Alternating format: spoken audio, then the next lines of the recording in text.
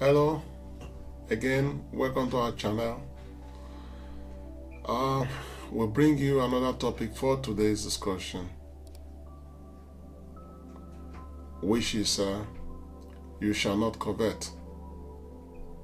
Shall not covet anything that belongs to your neighbor, whether it be his goods, his wife, his workers, oxen, any property or their property. You shall not covet it. Covetousness, as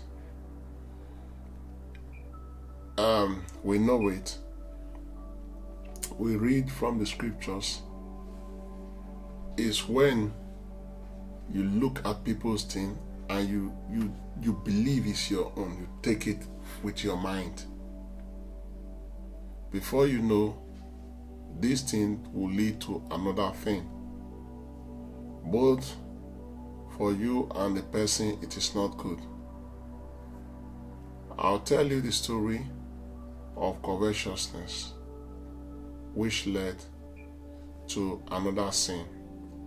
An example is taken from the scriptures, talking about David when he coveted another person's wife, which was Uriah's wife, who was the wife of Uriah. He coveted her when he saw her bathing in another property. He was looking at her, and from there, what we see, lust came into him by believing that he can have her. That comes from the mind.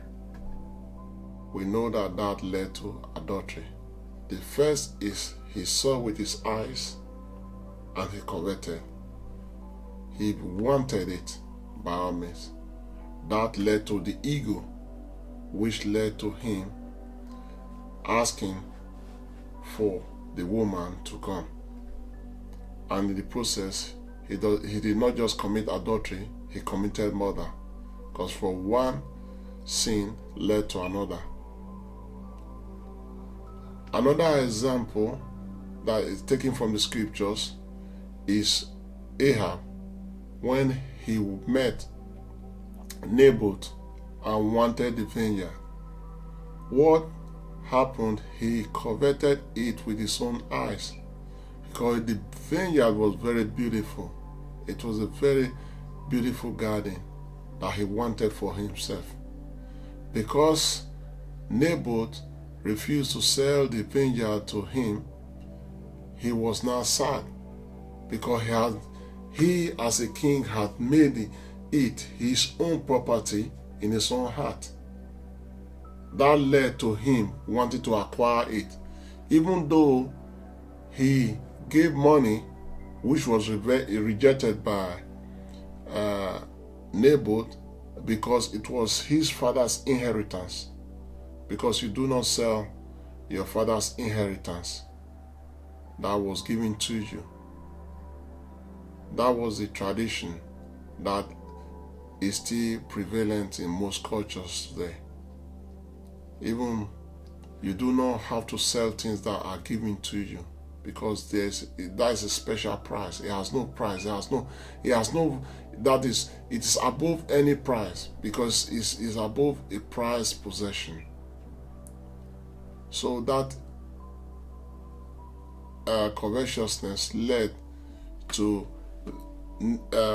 Ahab, and by way of Jezebel, plotting to kill, that is, commit murder, in order to acquire the property of another person. Covetousness cannot be overemphasized.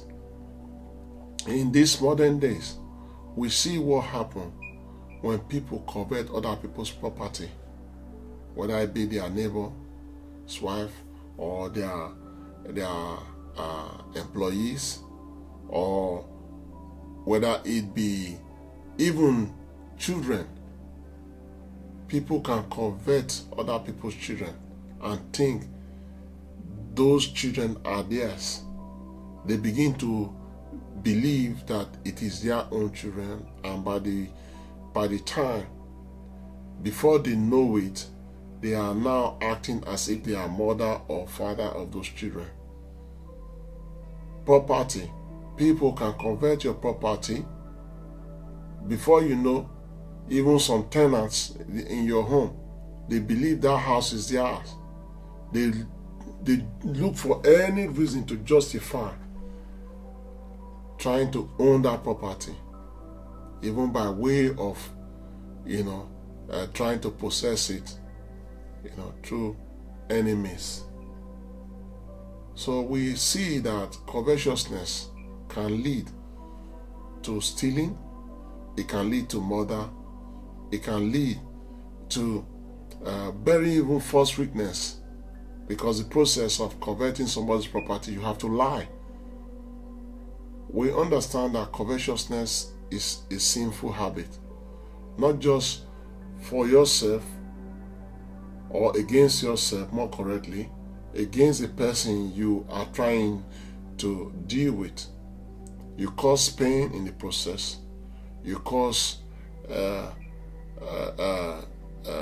mischief in the process, and you cause a lot of things against yourself. And we know that God does not like people who covet. When you covet, before you kill, you do not know. Murderers cannot enter into the kingdom of God. Thieves cannot enter into the kingdom of God. Those who covet with your eyes, and because it is your soul, your mind, God searches the heart. He searches the heart of a person, and those things can really lead you astray. So I urge you not to covet, so that you can have a better living for yourself, for your family, for your people. I thank you for listening, and I say bye for now. Ciao. Adios.